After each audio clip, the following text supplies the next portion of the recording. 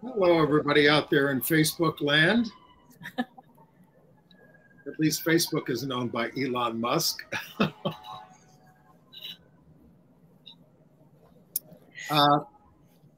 And it's Andy Humm and Merryn Johns today. Yes, it is. Welcome back, Merryn. I'm so glad to be back. From halfway around the world. I know, I'm a globetrotter, aren't I? You sure are. I have a guest in my house from New Zealand. He was totally whipped when he got here. Oh, lock up your liquor. Are you still getting over your jet lag? I barely. It was rough this time. Yeah, I don't know. I mean, when you come around the world, I don't know how you do it. Is it yesterday? Is it today? That's right. It's yesterday again because you gain a day flying back to the States. Well, we're going to talk about news from all over the world and recommend some films that are streaming now. And we got good news and we got bad news as usual. Yes. But it's not all bad. But it is a scary time. And I'm not wearing a jacket today because it's too darn hot. It is too darn hot. I'm reluctant to go out. Yeah, I know. I got to go out later. I need to get exercise, but yeah. Anyway, but thanks for being with us, folks. If you're not signed up for our emails, go to gayusatv.org and check that out. And you can get on our email list. Tell you what's going on in the world. Once a week. We're about ready to go.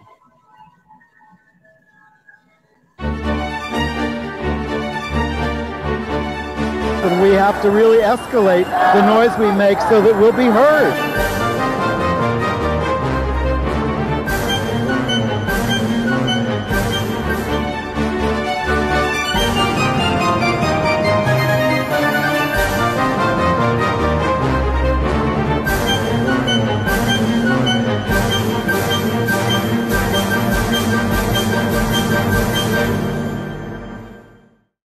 Welcome to Gay USA. I'm Andy Humm, and I'm not wearing a jacket. It's too darn hot in New York. And I'm Merryn Johnson. I'm not wearing a jacket either. Welcome back, Merryn. You're halfway around the world now. Yes, I went on an epic journey, but I'm back now, and I'm glad to be back in New York after Labor Day. Well, let's talk about what's in the news. We're going to tell you about a win and a loss in Texas. And of course, Disney is striking back against DeSantis, and neo-Nazis are marching at Disney World. Scary. Nebraska's governor has issued an anti-trans executive order. And a Catholic activist has pleaded guilty to threatening the HRC with violence and slaughter. That's the Human Rights Campaign, not Hillary Clinton. 2 anti-LGBTQ school board members in Idaho were recalled by the voters. And a very highly specialized gay doctor is fleeing the state of Louisiana with his family because he cannot take it anymore. Right. The Philadelphia Gay News and their longtime reporter, Victoria Brownworth, are going to be honored for their 47 years of service. And a gay pioneer is going to be inducted into the California Hall of Fame after many decades. Who could it be? Football fans in the UK who chant anti-gay slogans at games now risk arrest. And speaking of the footy, I'm going to report back to you about my adventures watching the Women's World Cup Down Under. Yeah. House Republicans continue to work to sink the PEPFAR program that helps millions in Africa avoid AIDS or get treatment for it. And we have a big coming out story, the actor playing the new Doctor Who. Yeah, that's a big one.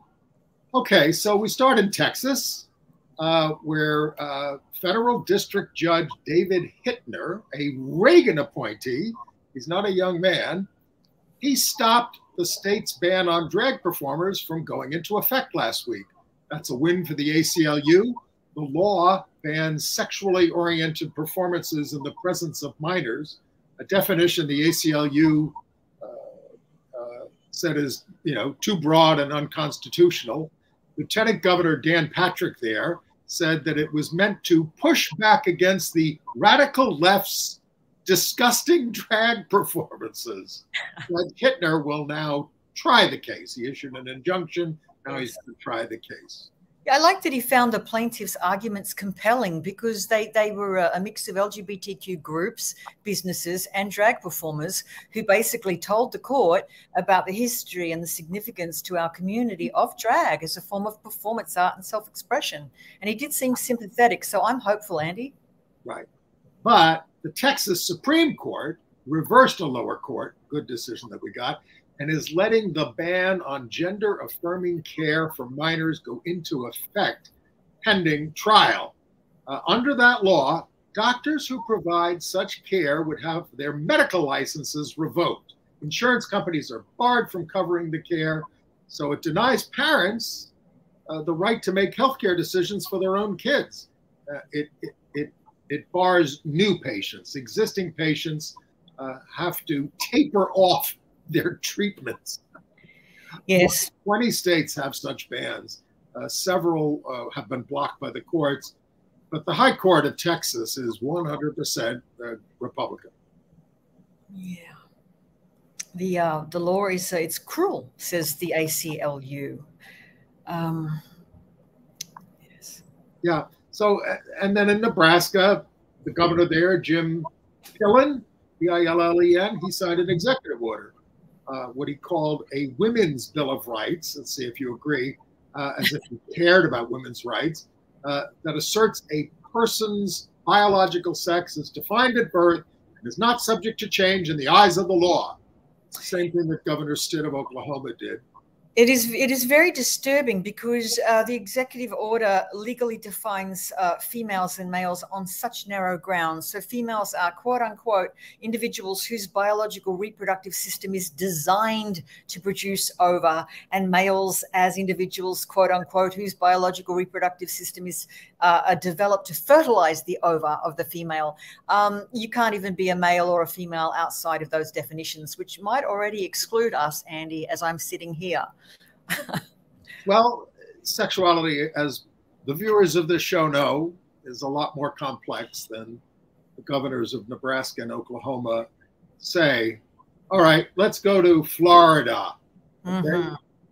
So Disney has now changed its legal strategy versus Governor DeSantis. The company has narrowed its suit to its First Amendment rights, since DeSantis retaliated against them for speaking out. And don't forget, Disney spoke out belatedly against the Don't Say Gay law, but they're being punished severely. But they're threatening new suits to gain access to public records of DeSantis. All the documents and communications, text messages with the keywords Disney or mouse. It's a Pandora's box. Look, DeSantis has opened a Pandora's box here, and I think he's on shaky ground now. He wants them to drop the lawsuit, but I don't think they will. They just need to refine it a little more. And they got a big case here. What about the neo-Nazis, though, turning up outside Disney World? Yeah, before we go to, I just want to say I hope that this will embarrass DeSantis and his already foundering campaign for the Republican nomination for president. And another, before we get to the Nazis here, and they were also the DeSantis supporters. Yeah. But DeSantis's redistricting plan, which he did himself to make sure Republicans controlled everything, was struck down as racist under the Florida Constitution, and it must be redrawn. So now we can talk about what happened with the Nazis. Right. It seems like Orlando has been overrun by multiple groups of neo-Nazis. Some of their names, Aryan Freedom Defense Group and the Blood Tribe and the Goyim Defense League. I mean, hold it on that. The Goyim Defense League. It sounds like something Mel Brooks would have in a movie. Wouldn't it? And it would be funny. It would be funny. It's sadly real. So scary. Yeah. They've got their matching red shirts on. They're wearing their masks. There was video sent up to social media over the weekend with a black man shouting out, "Why y'all got those masks on?" calling out to the neo-Nazis. They basically just stood their ground in front of Disney World. Right. I mean, why? Protecting well, children. they shout anti-Semitic slogans. They shout anti-gay slogans. They say Jews will not replace us. Right. They accuse Jews of usury, pedophilia, and pornography. Yeah. But they are aiding DeSantis's quest for a white Christian non-LGBTQ nation. 50 of them had a march of the red shirts, the brown shirts under Hitler, in Orlando, waving those swastika flags.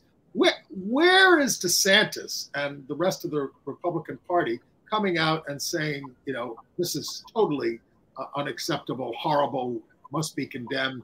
But he doesn't do it because it's part of his base. Right. You look at a drag show and then you look at that and you tell me which one is a problem. Exactly. But that's what we're living through in our divided nation. All right. I'm going to move over to North Central California. A school district has agreed to pay. Now, this is not a win for us, but it's not an admission of guilt. They agreed to pay $100,000 to settle a lawsuit brought by a mother who claimed that school officials convinced her child to identify as bisexual and transgender, and concealed the information from her, the mother. So the Spreckles School Union School District denies any wrongdoing, and the judge dismissed the suit without prejudice. Yeah. What happened? The kid went to a meeting of the Equality Club, which is the LGBTQ club for LGBTQ kids and allied kids. And the mom claimed identities were pushed on members. And when her kid went to counseling about depression, the mom said her kid was advised that her problems were due to her not being who she was. Of course, every counselor says, you got to be who you are. Sounds like,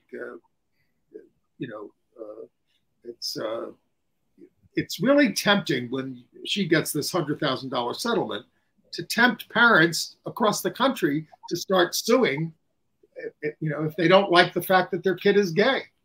Well, it's when you read about the case, it seems awfully murky to the point where in the judgment, they're not even laying any wrongdoing at the school. It just seems that the woman is very aggrieved.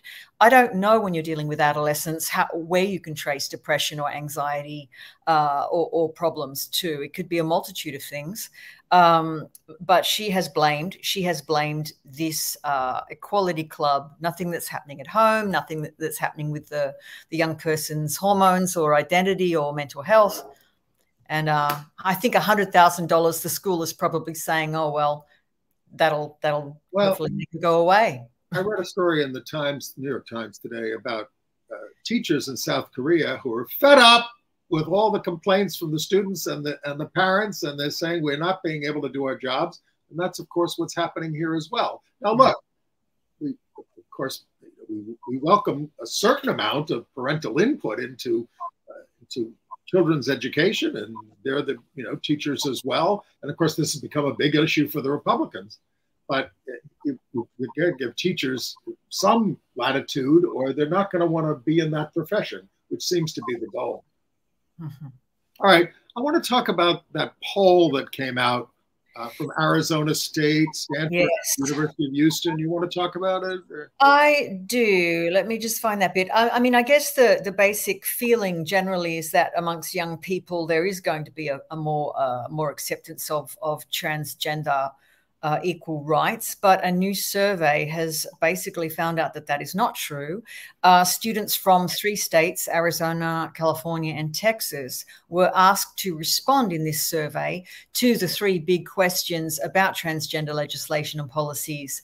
The major issues being bathroom choice, transgender women's, whether or not gender-affirming care, including puberty blockers, should be supplied to people under 18. Let me ask you a question. Maybe I misread it. And this was just surveying students? I believe it was students in colleges across those 3 states. And the survey was 2023 Transgender Legislation and Policies. That's the name of it. So we didn't do well. I mean, we do better in California than we do in Texas and Arizona, but We didn't do well on a lot of these issues. Now, the right wing has been hammering these issues for a long time and spreading a lot of misinformation.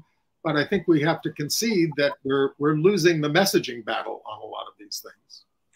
Well, I think in colleges also there's already a lot of anxiety around gender and around who has access to certain spaces. It's already a competitive environment. It's already an overpriced environment where people are paying premium to even get a college education. So I'm not sure this would be the greatest groups to ask, especially in those states. But yeah. I mean, you know, we assume young people are going to be pretty liberal about most things. But I mean, I used to, you know, with Ann, I used to work at the Hedford Martin Institute. I mean, we would talk to the kids about some current events and things like that, and they could take some surprisingly conservative views about some things in the world. So, yeah. Anyway, all right. Okay, I want to go to Idaho. Mm-hmm. Yeah, this is a happy story. This is in West Bonner County. 2 leading right-wing members of the school board were recalled, a repudiation of their far-right politics in rural North Idaho.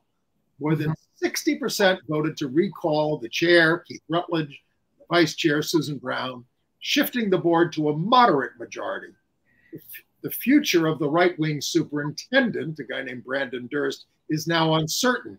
He supports funding religious schools. This is superintendent of the public schools. He supports funding religious schools and banning gay pride flags statewide. So it's a very conservative area that overwhelmingly voted for Trump in 2020, but the school board members were too much, even for them. This guy Durst needs a waiver to continue in his job, so most are hoping that he will not get it. A lot of the complaint is really centered on the fact that this conservative fear of pulling curriculum and pulling materials associated with the curriculum is costing the district money, and it really buggering up the teaching. So yeah, good for them. Now, I hope this doesn't throw our director too much off, but maybe we should talk about the Katy School District, which has halted all access to books before the school year begins, based on a complaint from one trustee, Morgan Calhoun,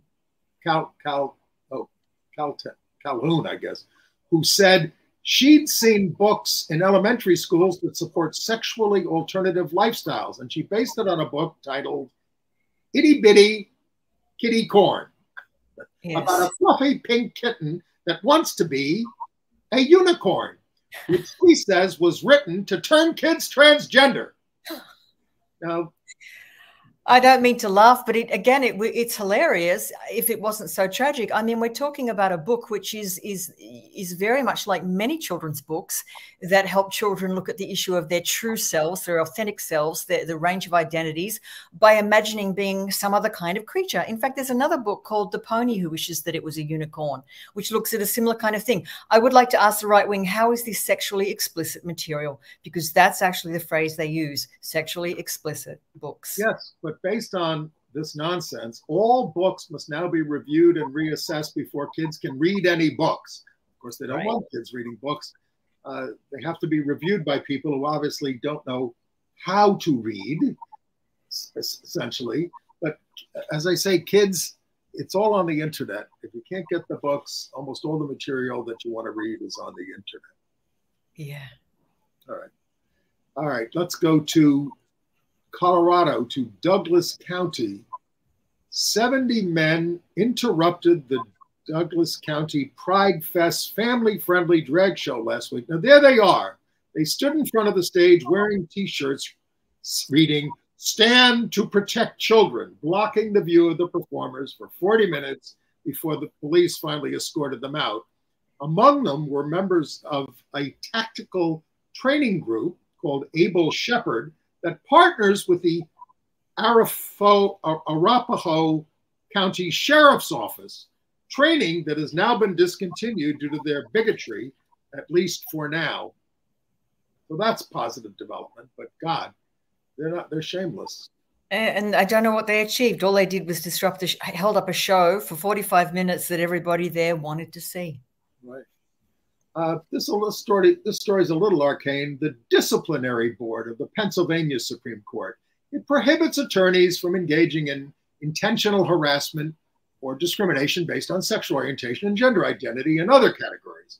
So an attorney named Zachary Greenberg says, well, that infringes on my free speech, what, to call people names? So a lower court, Trump-appointed judge, agreed with him. But a 3-judge panel of the Federal Appeals Court said that he lacked standing to sue over the revised rule, as it only applies to attorneys who are practically certain they are causing harassment or discrimination. So the new rule prohibits biased conduct rather than unpopular speech. But the Trump judge, Chad Kenney, struck it down again, only to be overruled again by the 3-judge panel. It's a little bit like a tennis game here. Okay. Can we talk about politics a little bit and what's going on with the presidential race? Yeah. Well, what are you thinking? Well, I wanted to bring up Nikki Haley because she keeps hammering Biden about his age and Trump about his age, and she wants mental competency tests. First, she said for people over 75. Now she wants a mental competency test for everybody. I don't know how well she would do, or anybody who's crazy enough to run for president. But so she says all these things, and you know, I mean, it would be a quick way of getting rid of George Santos if they had a competency test. Although I read that George is looking into a plea deal, and I hope that will remove him from Congress. Yes, he's on trial. I think so. One of my problems with Nikki Haley, one of my many problems with her, is her lack of consistency. And that one thing she says screams at the other. Like she did flip out about Mitch McConnell freezing for 30 seconds the other day. She's flipped out about 90-year-old Senator Dianne Feinstein, of course. And now she's saying we need age barriers. We need Congress people to be of a certain age and not be allowed to, you know, stay there indefinitely. But on the other hand, she said she wanted to raise the retirement age for anybody who's now in their 20s. Yeah, well past, you know, 70 or whatever. It's just totally inconsistent. Give us a break. We want to retire. But now, and let's talk about Tim Scott, the South Carolina senator, where they, you know, South Carolina has 2 bachelor senators, you know, Lindsey Graham and Tim Scott. So apparently Republican donors are wary of him. He's 57. He's never been married. He says he has a girlfriend, but he keeps her identity private. And he says half of Americans are single. That's not true. It's more like 30%. And the U.S. has not elected a bachelor president since Grover Cleveland in 1884. And he married, while he was in the White House, he married his ward. And of course, 39 years, yeah. The only totally single president was James Buchanan, and right before Lincoln, who was apparently homosexual himself. So anyway, but it's interesting that they're going after, because they're going after Tim Scott for this, and of course he's totally anti-gay, and he says, "Oh, I'm not married. You're going to make that an issue in 2023? What is this, 1963?" Well, you're trying to turn the clock back on a lot of issues too, Senator Scott. Well, Axios says that he's going to address the issue in the coming weeks. So I'll be interested to hear what he does say. Going to have a shotgun wedding or whatever. Oh, well, you know, I remember, of course, you weren't around here, but Ed Koch, when he ran the bachelor mayor, who was homosexual, who was hiding it. And he used to go around with, Miss America, Bess Meyerson, a former Miss America, Bess Meyerson. And in the campaign, he held hands with her, and everybody was laughing at it. But he felt that he had to do this to be acceptable to the voters and pretend that he was heterosexual. Senator Barbara Mikulski of Maryland used to pretend that she was heterosexual. She wasn't. It's degrading. It's stupid. I mean, I understand why people do it. And the sad thing is that the voters, if you, in those days, if you were gay, they wanted you to be in the closet because their goal was to keep you in the closet. And folks, they're trying to put us back in the closet, but we ain't going. All right, in Virginia, out trans state delegate Danica Rome, her Republican opponent, Bill Wolf, he's making his opposition to trans rights a major campaign issue. She's transgender, and pushing a bill to require school staff to expose trans students to their parents. Now, it's very close to Virginia. Virginia, you're one of the few states that's got elections this fall for your state legislature. The Virginia House is 51-46 Republican, and the Senate is 21-19 Democrat. And Governor Youngkin, the smiling fascist, is working hard to win both houses so he can put his programs through. But we're relying on you, Virginia, to stand up. All right. Hey, here's a disturbing story I just read not too long before we went on the air.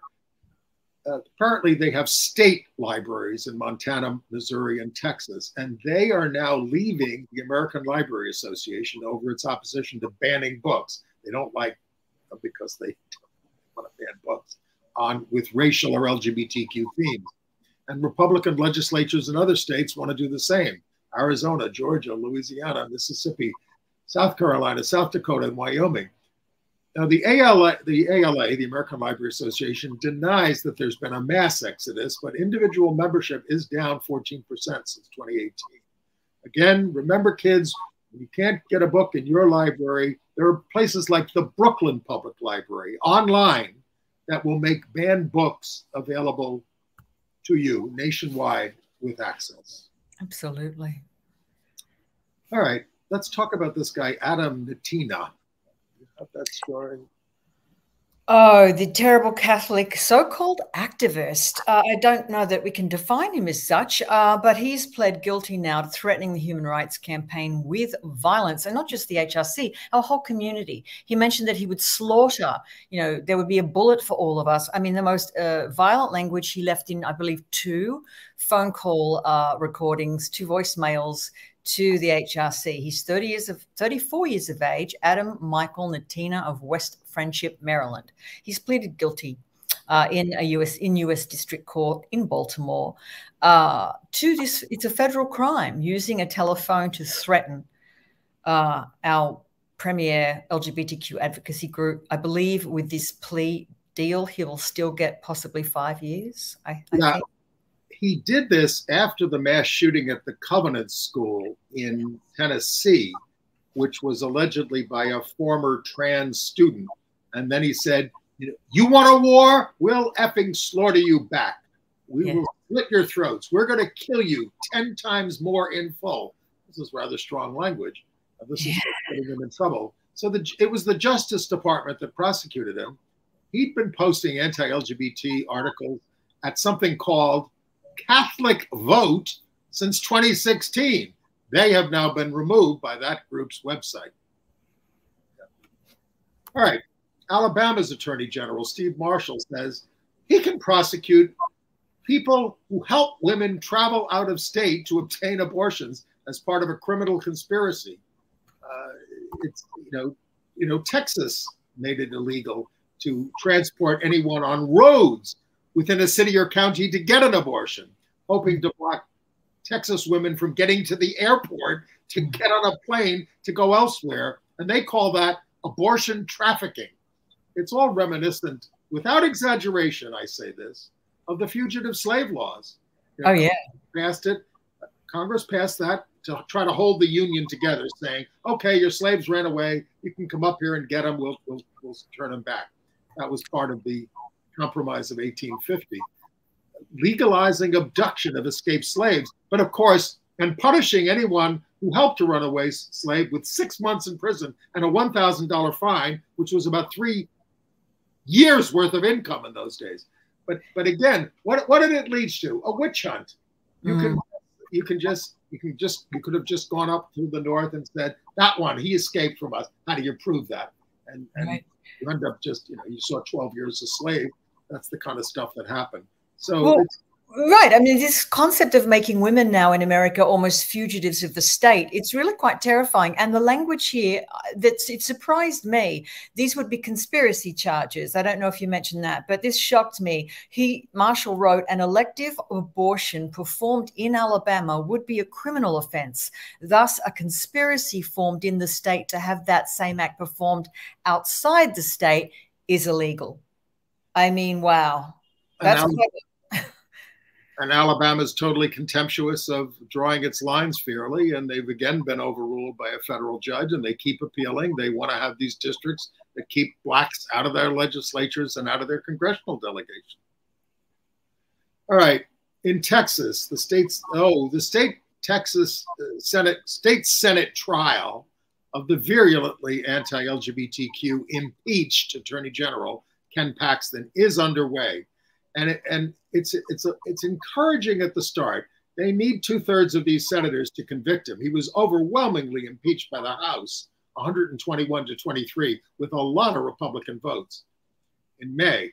So, but far-right millionaires led by Steve Bannon are running ads statewide to try to win him an acquittal. But the votes they've taken so far, they tried to dismiss the charges at the outset, are encouraging, because we're getting enough Republican votes to convict him. Not sure how it's going to turn out. Support for impeachment is coming from more traditional Republican conservatives like George W. Bush, Karl Rove, and former Governor Rick Perry. Not liberals. No, I can't see him getting acquitted of all 16 counts. Can you imagine that? That would make it a mockery, I think. Well, you just need one to keep him out of office. Yeah, exactly. So that would be nice. You want talk about this situation in Louisiana? Well, I mean, we saw that Louisiana or Mississippi. Well, you can talk about Mississippi if you like, but I'm talking about the pediatrician. Oh, yes, but both of those states. All right, yes, this was something that really did bother me. And I think it's going to be something that the GOP have to understand, that these states are going to have brain drains, effectively. People are going to, highly qualified people who are LGBTQ or allies are going to leave the states. So it's happening in Louisiana. A gay doctor with a young family, 2 kids and a husband. He has a very important specialty, which is he's a pediatric cardiologist, and there were only 2 in the whole state. He had very high hopes. Jake Klein-Mahan and his husband Tom, they moved to New Orleans in 2018 with plans to stay there and raise their children because he had graduated from Tulane University. So he did feel a connection to the state. However, with these laws coming in, he just doesn't feel comfortable, and he doesn't feel that he can raise his children with the right atmosphere. What does he say here? He started this, he accepted this job at a local children's hospital as director of the pediatric heart transplant program, so that young people in the state didn't have to travel outside the state for treatment. And he says at the time there was only 1 heart transplant doctor in the state of Louisiana. I believe the kids in Louisiana should have the same world-class health care as any other part of the United States. But this is obviously not going to happen. He's moving to New York, where he's Long Island. He's moving to Long Island, my suburban homeland out there to the east here. Yep, and let's see. He started receiving a lot of hate mail on his job. Yeah, did he? Because he spoke out at a hearing against this legislation. So he started getting hate mail on his job, which condemned him for being gay and telling him he needed to find Jesus. Now he needs to get the hell out of the state, and he is. Yes, me leaving is going to leave somewhat of a hole for medical care, he told a local news affiliate. Maybe they'll just pray for their children, but it's just, I think, sign of things to come. Right. Well, you know, my late sister went in for medical care when she lived in Texas, and before the operation or something, that the doctor said, "Can we pray with you?" She said, "Please, just do your jobs, you know." This isn't a public hospital. Yes. but that's the culture there. You know. All right, let's talk about some good news. Let's talk about your friend and colleague, Victoria Brownworth. Tell us what's going on. Yes, well, Victoria, I mean, she's probably one of the journalists that I've worked with most consistently. I started working with her in 2010 at Curve magazine, where I very quickly made her senior politics editor because no one knows more about our political struggles than she does. And I'm very pleased to say that this year she won the NLGJA Sarah Pettit Memorial Award for... Say that's the National Lesbian and Gay Journalists Association. Yes, she's Journalist of the Year. That's a very weighty award. It's a very, and I feel nostalgic about it because Sarah Pettit was, as you must know, Andy, of course, trailblazing lesbian editor who died far too young.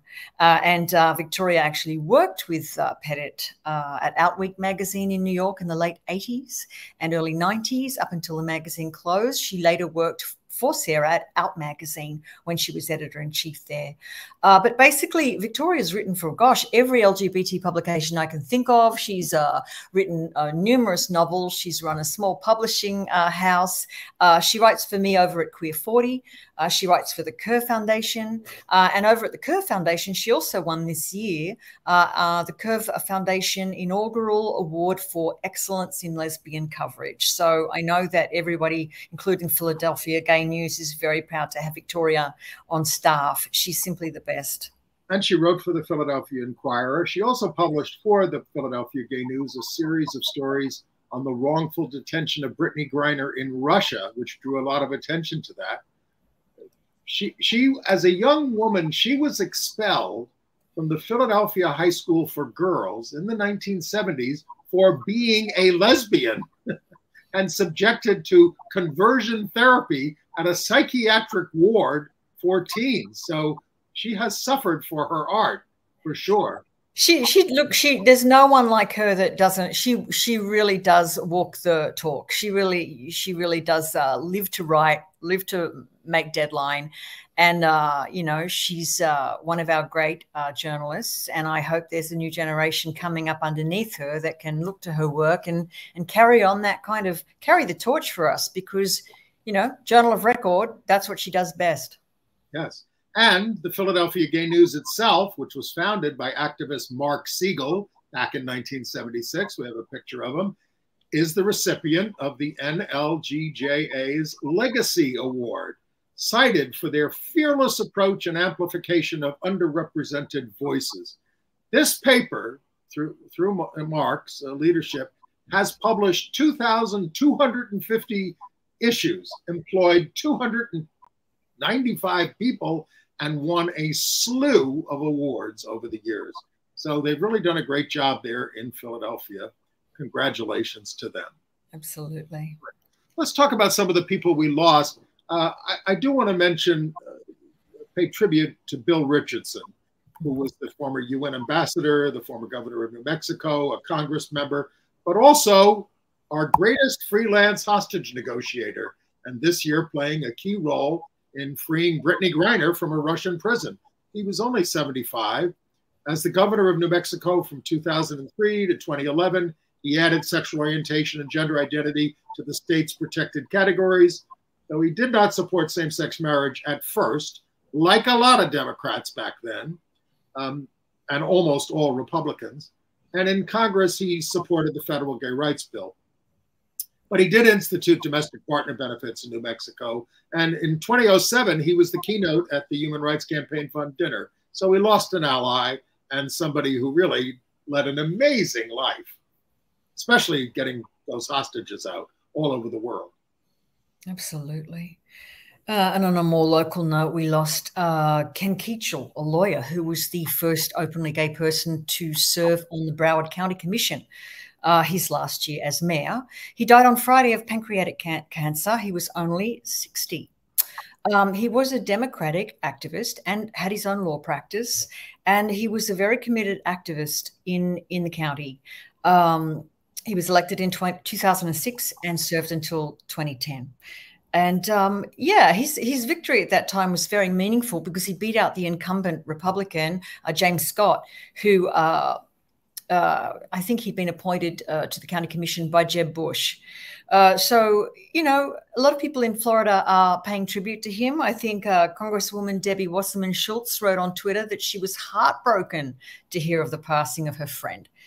He spent his career fighting for LGBTQ and human rights. May his memory be a blessing. Yes, he lost his husband, Ted Adcock, last year. He also worked, he had a law firm that specialized in civil issues for LGBTQ clients in Wilton Manors, which is a very gay town there in Florida. Yes. All right. In Wyoming, there were 6 sorority sisters. Do you want to talk about this? It almost sounds like setting up for a joke. 6 sorority sisters walk into a bar. Look, yes, in a university in Wyoming, some sorority sisters have lost a lawsuit over the admission of a trans woman to their sorority. The judge dismissed the lawsuit contesting this woman's admission into the sorority at the University of Wyoming because he said he could not override how the private voluntary organization defined a woman in order that she didn't belong. So 6 members of Kappa Kappa Gamma sorority challenged Artemis Langford's admission by casting doubt on whether sorority rules allowed a transgender woman. And the problem is sorority bylaws don't define who is a woman. And a federal court cannot interfere with the sorority chapter's freedom of association by ruling against its vote to induct this woman. Apparently, it's come out that the women's lawsuit was based on a drunken rumor that Artemis was a sexual predator. Surprise, surprise. Yeah, I mean, it was that the judge said, look, there's no legal basis for your suit. It's full of personal smears, not legal language. And P.S., the Kappa Gamma is based in Ohio. So if you want to sue, you got to go there. What a mess. All right. In California, this is somebody we all should know from our history, Jose Soria. Jose was the first out gay candidate for public office in the United States. He ran for the Board of Supervisors in San Francisco in 1961 and got 6,000 votes. So he's being inducted into the California Hall of Fame. He's a World War II vet. He was a celebrated drag performer at the Black Cat Cafe, and he co-founded the League for Civil Education to encourage gay participation in public life, and the Tavern Guild to fight back against police raids of gay bars. This is another thing. He established the Imperial Court of San Francisco in 1965 to raise money for gay and non-gay charities. That is still going, and he started it. It's incredible. And they were pivotal years, the early 60s. I know we talk about Stonewall, but people often forget the early 60s was when many of these groups were really on the move and really starting to percolate. This award is obviously going to be awarded posthumously. Soria died of adrenal cancer in 2013 at his home in Albuquerque, New Mexico. In California, also, we told you about the Chino School Board that is being sued by the state attorney general for its anti-LGBTQ antics. Now we learn that the Christian nationalist leader of a megachurch is the one behind the election of 3 of the 5 school board members. One, Sonia Shaw, the board president, says she wants to be a God-fearing example to the nation. You, Satan, are losing. She told an assembly. The Calvary Chapel megachurch collects thousands of ballots for state and local candidates. So they're into power, and they get endorsed by this pastor, Pastor Hibbs. And what are we doing to match this? Anyway, Hibbs called transgenderism, his word, a sexually perverted cult of Satan. There's that word again. Oh, dear. All right. Now talk about Mississippi. Oh, let me scroll up. Yes, Fabian Nelson. So we all probably know this by now, but he won a Democratic primary runoff on Tuesday in a blue district, no less. He is Mississippi's first openly LGBTQ lawmaker. And he talked to the New York Times. They ran a really nice interview with him so that we got to find out a little bit more about him. I did know that he's a foster dad of 2 kids. What I didn't know is that he actually comes from a family of firsts. His parents were very active in the region, in the community. I think his grandmother was the first ever Black nurse. You know, and so he grew up believing that he could make a difference. And he didn't necessarily lead his campaign with the idea of being the first out LGBTQ lawmaker in Mississippi. He really led with the idea of cleaning up District 66, which is, you know, full of crime and poverty and lacks economic infrastructure so that people can help themselves and do better. That is his main concern. And as we note, he's just been nominated, but the fact is, he does not have a Republican opponent, so he can't lose unless there's a writing campaign against him. And, you know, he said, look, and as you said, he didn't lead with the gay stuff, but he said it's important to have a seat at the table because, and it's a famous expression, you don't have a seat at the table, you are what's for lunch. I love that. All right. Okay, so now the only state without an LGBTQ legislator is Louisiana. Yep. All right. In Tennessee, there was a district attorney threatening to prosecute anyone defying the state's ban on drag performers. And that his statement that he was going to do that doubled the attendance at the Blount Pride Fest. The federal judge declared the law unconstitutional, but Blount County's DA argued, well, that only applies to that county. It doesn't apply to our county. This is a federal judge. It's ridiculous. So the organizers of the Pride thing had to go to another federal judge to get an injunction to stop the DA from interfering with their thing. But it doubled their attendance. And it's so encouraging to hear this, right? That we're turning out in great, you know, you want to go up against us, we're going to come out in greater numbers. We're not going to hide. And they had, you know, they had a drag story hour. They did all that kind of thing. And Zoe Zephyr showed up from Montana to come to this when she heard that the DA was giving them a hard time. Yeah. In Essex, Iowa, an LGBTQ group was barred from the Labor Day parade by the anti-gay mayor who forbade sexual orientation agendas. So the parade organizers didn't. The parade organizers wanted to let them march. They approved Shenandoah Pride, but they didn't. They just set up a booth at the thing. So at least they set up a booth, but they were being threatened. In Texas, I've got to watch our time. I think I'll skip that. There's all those age verification. I just want to say those age verification laws are being struck down. So yes, keep kids away. Let's just do that. The only thing I had left for national was Brandon Wolf of Equality Florida becoming national press secretary for the HRC. Have you ever heard this guy? He's terrific on television. Yes, and you know, talk about a baptism of fire. You might remember he of course is an LGBTQ activist, gun control advocate, and a survivor of the Pulse nightclub mass shooting in 2016, which really spurred him to become involved in policy. That's how he took that job at Equality Florida and testified to Congress about his experience as a survivor of that massacre, and then he wrote a memoir about it. So I figure if anyone is qualified to speak about the pressing issues of our community, it is Brandon Wolf. So he worked for Equality Florida, and he was always taking on Ron DeSantis and his stuff, and he's been terrific as a spokesperson. So at least they recognize talent there at HRC. All right, international news? Yes. Okay. Do you want to start with the World Cup?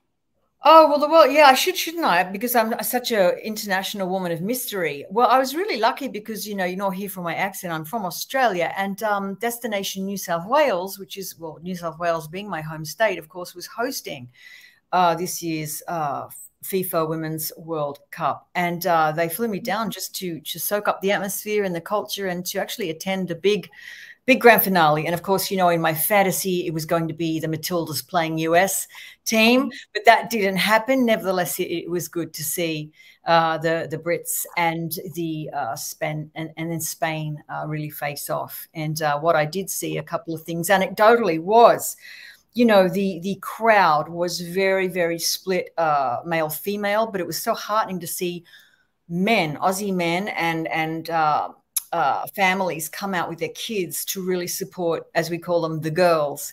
And it felt to me that women's sports really got a shot of visibility through this event. And, you know, Spain winning was terrific because the women played, you know, that magical game where they all worked in unison as a well-oiled machine to really pull off that victory 1-0. But of course, it was marred by what's happened with the coach. And it feels very much still, in spite of it being the gayest World Cup ever, and these women are role models of athletic excellence and authenticity. There still seems to me to be this underlying sexism in the sport, where something can happen like, you know, Jenny Hermosa gets kissed on the lips when she didn't want to. And we don't know what her sexuality is. I think she was very much rumored to be gay and to be dating a Catalonian player. But yeah, Andy, what do you think? Well, it's encouraging to see they're finally going to get a woman coach for the Spanish team, for the women's team. And I think they need one. I think they really need one. I mean, now Jorge Vilda has been fired partly for supporting Louis Rubiales' kiss. But I just kept thinking, can you imagine if there had been a female coach of the English team who ran up and kissed David Beckham on the lips while the royal family was watching? No, you can't, because guess what? It would never happen, because it would never be acceptable. Right. Well, welcome back, and thanks for that report. Thank you. And tell us also about the Irish singer. Roisin. Yes. So while we're in the land of the other land of things, yes. So the singer Roisin Murphy, who you might know as one half of the electronic duo Moloko, who had a very big, might I remind people, LGBTQ fan base. She is not LGBTQ. She's a straight ally, but she's gotten into hot water recently because one of her old Facebook comments was unearthed and posted on Twitter or X, in which she rails against puberty blockers and really puts her nose into some business that isn't hers. She said, "Please don't call me a TERF. Please don't keep using that word against women. I beg you. But puberty blockers are FUCKED, absolutely desolate, big pharma laughing all the way to the bank. Little mixed up kids are vulnerable and need to be protected. That's just true." So she's now had to issue a long-winded apology on Twitter. Not many people are buying it, of course. It's kind of a I apologize, but I don't apologize kind of thing. But she is very sorry, and she does admit that she's gotten into the center of a storm and offended many of her fans in our community. And let's talk about the biggest coming out of the week. And yes. Ncuti Gatwa, the gorgeous man who is the latest actor to be cast as the Doctor in Doctor Who, has come out as queer in Elle magazine. And he's done this after kind of dodging it in a previous British Vogue's Pride issue. He was included, but he didn't come out and say anything. But this time he really has said it. And I think it makes a big difference. He shared an anecdote about going to Manchester Pride, shaking my cha-chas. He sounds like a lot of fun. And he played a gay teen on the series Sex Education, but he's going to make TV history as the first Black Doctor Who. Doctor Who is a big deal worldwide. Absolutely. All right. The UN Human Rights Council is continuing the post of independent expert on sexual orientation and gender identity issues. They're appointing Graham Reed of South Africa, as he works for Human Rights Watch now, to succeed Victor Madrigal-Borloo. Reed is also a lecturer at Yale, and he has written about gay identities in small towns in South Africa and co-founded the Gay and Lesbian Archives of South Africa. It was nice to see the Pope causing a stir by going after the reactionary Catholic Church in the United States. And he says where they replace ideologies where ideologies are replacing faith. But it's not like he's the most liberal guy in the world, the Pope, but he's after the Catholic Church in America. So he was confronted about this on the plane home from a trip to, where was he? Mongolia. And the reporters asked him about it. He said, he says they need to get over it. They're mad, get over it. He's onto something, though, isn't he? I mean, faith in this country is being used to support ideologies. It's really sad, because I do believe that you should be able to have a faith if you want to. Yeah. It would also be nice that the church, of course, accepted gay people and let women be priests and all those other things. Yeah. All right. In the United Kingdom, the police are investigating abusive homophobic chants at football games at against the Chelsea Football Club. There's a long-standing tradition of chanting "Chelsea Rent Boy" as a slur against them, but they now prosecute this. They send people into the stands and say, "You get out. We're not tolerating this anymore." And they arrest people, and they're subject to criminal prosecution. You couldn't do that with free speech, but and an opposing club was fined £100,000 for failing to contain the chant. So football over there is working on this, at least. Yeah, and I was very proud of my hometown. There was everyone in the stands at the stadium was so well behaved. Nobody was, resorting to that kind of behavior at all. But I did see some people kissing on the lips, so maybe it was just, but that's sort of those sorts of slurs and chants and anger and competitiveness. I didn't see anything like it. All right, we're down to our last 4 minutes. Nigeria, more than 60 people were arrested. We told you in connection with an alleged gay wedding last week. They've been remanded to prison for at least 2 weeks. The hearing is September 18th. The defense is seeking bail. They face prison sentences for allegedly going to a gay wedding of up to 14 years. The men said it was a fashion show. It's shocking.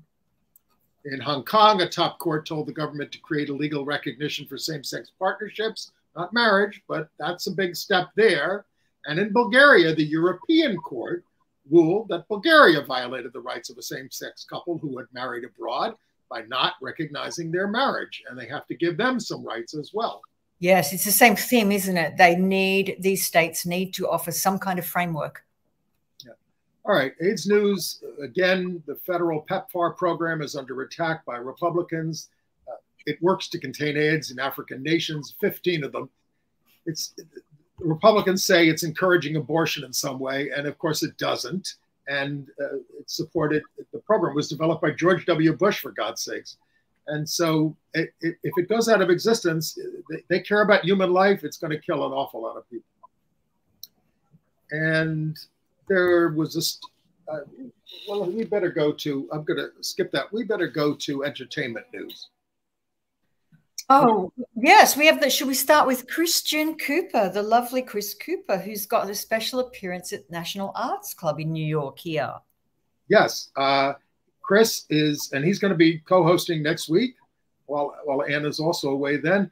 But if you can see him in person at the National Arts Club right there in Gramercy Park, talking about his memoir, Better Living Through Birding, go to nationalartsclub.org for ticket information. It's free, but you're supposed to register. Let's talk about the films that are going to be streaming this week. I'm very excited to see Cassandro because I've always had a little bit of a crush on Gael Garcia Bernal, and he plays Saul Armendariz, this exotico wrestler who was flaming out gay in the 1980s in Juarez in Mexico. I have got to see this film. It's on select theaters September the 15th, and then it goes to Prime Video on September the 22nd. And a secret love about Terry Donahue of the All-American Girls Professional Baseball League and her lifelong love, Pat Henschel. They kept their secret love for 60 years. Well, that's streaming on Netflix now. And of course, you ever saw A League of Their Own, it's based on these characters. And Circus of Books about West Hollywood's mom and pop adult bookstore run by a conservative couple is also on Netflix. And we want to just tell you about a conference coming up and an expo on men having babies in New York. Not having the babies in New York, but just men having babies. September 29th to October 1st at the Times Square Westin Hotel. Go to menhavingbabies.org. /New York for more information. And there we are. It's been great being with you, Merryn. It's been great being with you.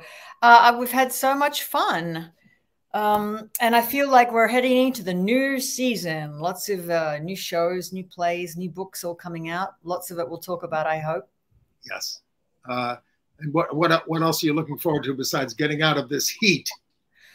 Well, tonight I'm going to a little preview of Hulu's Never Let Him Go, which we've talked about. That's going to be coming out soon, about the American academic that was pushed off a cliff in a homophobic hate crime in Australia in the 1980s. I'm seeing that Thursday night. So, yeah.